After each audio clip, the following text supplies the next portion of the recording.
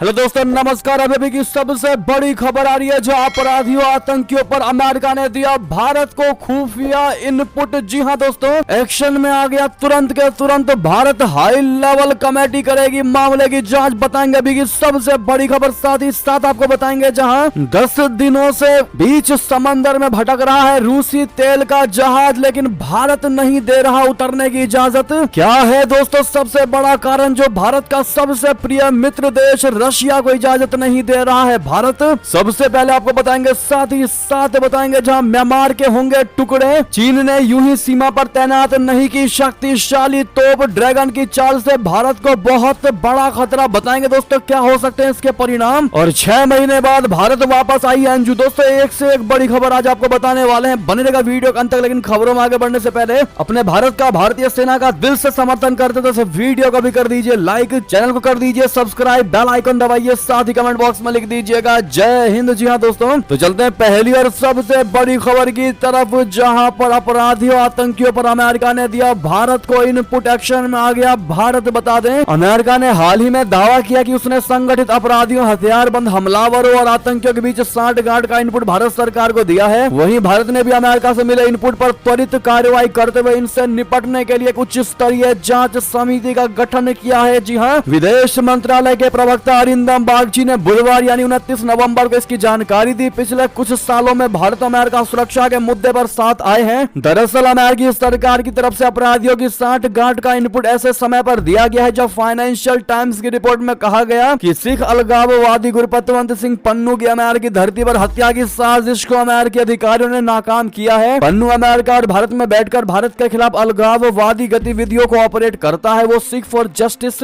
नाम के एक अलगाववादी संगठन का प्रमुख भी है। जी हां, भारत ने कहा कि भारत इस तरह की सूचनाओं को गंभीरता से लेता है और संबंधित विभाग इस मुद्दे की जांच कर रहा है। बागची ने कहा कि हमने संकेत दिया कि भारत ऐसे इनपुट को गंभीरता से लेता है क्योंकि वे हमारे राष्ट्रीय सुरक्षा हितों पर भी असर डालते हैं। जी हां दोस्तों, अगली खबर की बात करें, जहां 10 दिनों से बीच समंदर में भटक रहा रूसी तेल का बड़ा जहाज। भारत का दोस्त होने के बावजूद भी भारत क्यों नहीं दे रहा उतरने की इजाजत? बता दें, रूसी तेल पर बढ़ते अमेरिकी शिकंजे ने भारत के लिए असमंजस की स्थिति पैदा कर दी है। ब्लूमबर्ग की रिपोर्ट के मुताबिक कच्चे तेल से भरा रशिया का एक टैंकर भारत के तट के पास पिछले 10 दिनों से भटक रहा है, लेकिन उसे भारतीय तट पर ठहरने की इजाजत नहीं दी जा रही है। ब्लूमबर्ग ने अपनी एक रिपोर्ट में कहा है कि भारत अभी इस बात पर विचार कर रहा है कि टैंकर को भारतीय बंदरगाह पर उतरने दिया जाए या नहीं। रिपोर्ट में कहा गया है कि रूसी तेल टैंकर भारत के तट से 1600 मील दूरी पर भटक रहा है। रूसी तेल टैंकर एनएस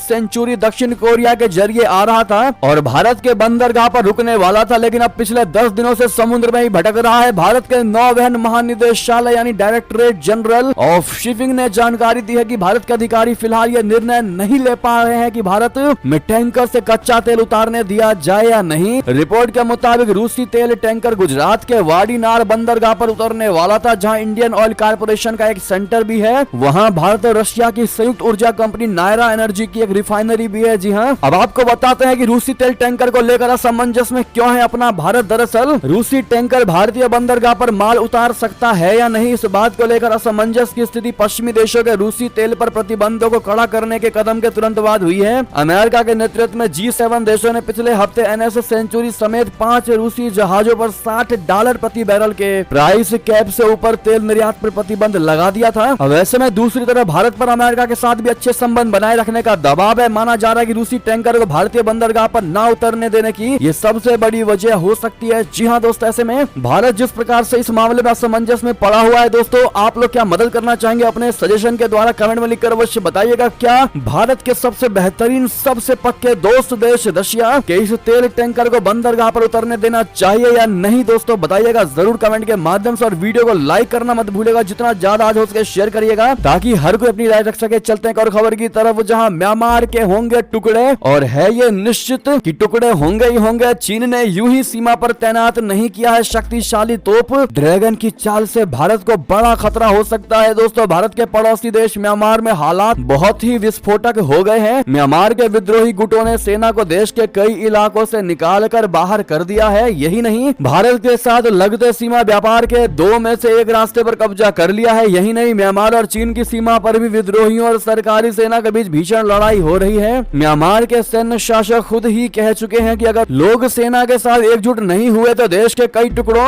में बंट सकता है। इस बीच चीन ने मौका देखकर म्यांमार की सीमा पर युद्धाभ्यास शुरू कर दिया है। चीन ने अपनी शक्तिशाली तोपों को सीमा पर तैनात किया है। विशेषज्ञों का कहना है कि चीन म्यांमार में बड़े खेल की तैयारी में है और ये भारत के लिए टेंशन बढ़ा सकता है। देखेगा जैसे ही म्यांमार में गृह युद्ध छिड़ेगा, चाइना भी उस पर आक्रमण करेगा दोस्तों, और इन युद्ध में ये अंदाजा भी नहीं लगेगा कि चाइना ने उन पर वार किया है और कहीं ना कहीं इसी बहाने चाइनीज पीएलए म्यांमार पर कब्जा कर लेगी, म्यांमार को 2 हिस्सों में बांट देगी। दोस्तों इस लड़ाई के दौरान कुछ तोप के गोले चीन के इलाके में भी गिरे हैं, जिससे कुछ लोगों के घायल होने की खबरें हैं। इसके बाद चीन की सेना के दक्षिण थिएटर कमांड ने म्यांमार की सीमा पर तोपे और रेडार को तैनात कर दिया है और सेना अभ्यास शुरू किया है। ग्लोबल टाइम्स ने कहा है कि यह अभ्यास देश की संप्रभुता की रक्षा के लिए किया जा रहा है। लेकिन दोस्तों रियलिटी क्या है, हम और आप बहुत अच्छे से जानते हैं कि चाइना कभी भी कोई युद्धाभ्यास या फिर सीमा पर कोई भी हथियारों की तैनाती यूं ही नहीं करता, उसके पीछे बड़ा कारण होता है। और यही कारण है दोस्तों, चीन ने बहाना दे दिया है कि मिसाइल जो है उसके सीमा के अंदर आकर गिरे हैं और इसी कारण उसने हथियारों को वहां पर तैनात किया है। लेकिन रियलिटी क्या है, हम और आप बहुत अच्छे से जानते हैं। इस पर आपकी क्या राय होगी बताइएगा जरूर। लेकिन भारत के लिए बहुत बड़े संकट की खबर है। पश्चिमी देशों को संदेश दिया है कि बीजिंग अपने सीमा क्षेत्र को स्थिर करना चाहता है। म्यांमार में चीन का यह बढ़ता प्रभाव भारत पूर्वोत्तर क्षेत्र के लिए खतरे की घंटी साबित हो सकती है, जो उग्रवादी और जातीय हिंसा से जूझ रहा है। अगली खबर की बात करें, जहां पैगंबर के अपमान पर कश्मीर के कॉलेजों में भारी तनाव, जगह जगह आंदोलन, बंद करना पड़ गया एनआईटी। जी हां, पैगंबर मोहम्मद पर एक सोशल मीडिया पोस्टर ने जम्मू कश्मीर के विश्वविद्यालयों और कॉलेजों में तनाव पैदा कर दिया है। श्रीनगर के नेशनल इंस्टीट्यूट ऑफ टेक्नोलॉजी में इसके खिलाफ प्रदर्शन भी हुए थे और अब दूसरे संस्थानों में भी इसका असर दिख रहा है। कश्मीर से बाहर एक छात्र की ओर से पैगंबर मोहम्मद पर की गई सोशल मीडिया पोस्ट से माहौल बिगड़ गया है। ऐसे में सुरक्षा बलों के लिए भी इससे निपटना चुनौती होगा। खास तौर पर कॉलेजों और शिक्षण संस्थानों में तनाव पैदा होना और ज्यादा मुश्किल की बात है। इन संस्थानों में सुरक्षा बलों की मौजूदगी भी सकारात्मक नहीं होगी और माहौल ज्यादा बिगड़ने पर तनाव फैलने की भी आशंका है। इतना ही नहीं दोस्तों, आपको बता दें पाकिस्तानी विशेषज्ञ ने अपने पाकिस्तानियों को ही लताड़ा, कहा मोदी 73 साल की उम्र में तेजस उड़ा रहे, पाकिस्तान का पीएम भीख मांग रहे। जी हां, भारतीय प्रधानमंत्री नरेंद्र मोदी के 73 साल की उम्र में आधे घंटे तक तेजस फाइटर जेट उड़ाने की गूंज अब पड़ोसी पाकिस्तान तक सुनाई दे रही है। पाकिस्तानी विशेषज्ञों ने भारत और पाकिस्तान के प्रधानमंत्रियों की तुलना की है। अमेरिका में रह रहे पाकिस्तानी बिजनेसमैन साजिद तरार ने ट्वीट करके कहा कि एक तरफ प्रधानमंत्री मोदी है तो दूसरी तरफ पाकिस्तान के वर्तमान और 2 अन्य प्रधानमंत्री हैं। पाकिस्तान का केयर टेकर पीएम भीख मांगने के लिए यूएई गया है, वहीं 2 पूर्व प्रधानमंत्री भ्रष्टाचार के मामले में कोर्ट का सामना कर रहा है। साजिद तरार ने लिखा कि भारतीय उपमहाद्वीप के 4 प्रधानमंत्रियों की कहानी, पाकिस्तान के 2 पूर्व प्रधानमंत्री एक ही दिन कोर्ट में भ्रष्टाचार के मामलों का सामना कर रहे थे। वहीं तीसरे प्रधानमंत्री ने देश में बने फाइटर जेट में 73 साल की उम्र में आधे घंटे तक उड़ान भरी। वहीं पाकिस्तानी केयर टेकर प्रधानमंत्री लग्जरी विमान से देश के पैसे वाले लोगों के लिए और ज्यादा भीख मांगने को यूएई की यात्रा पर गया है। ये फर्क है हमारे प्रधानमंत्री और भारत के प्रधानमंत्री में। अब ऐसे में दोस्तों इन्होंने पाकिस्तानी हुक्मरानों और पाकिस्तानियों को जो लताड़ा, अगर आप भी मानते बिल्कुल सही बात है तो अपनी राय अवश्य दीजिएगा। और साथ ही साथ दोस्तों मोदी जी का लंबी उम्र के लिए लॉन्ग लिव मोदी जी कहना मत भूलिएगा। एक और खबर की बात करें, जहां 6 महीने बाद भारत वापस आई अंजू, पाकिस्तान में नसरुल्लाह से शादी करके बन गई थी फातिमा। बता दें अलवर से पाकिस्तान गई अंजू भारत वापस आ गई है। उसकी एक तस्वीर भी सामने आई है।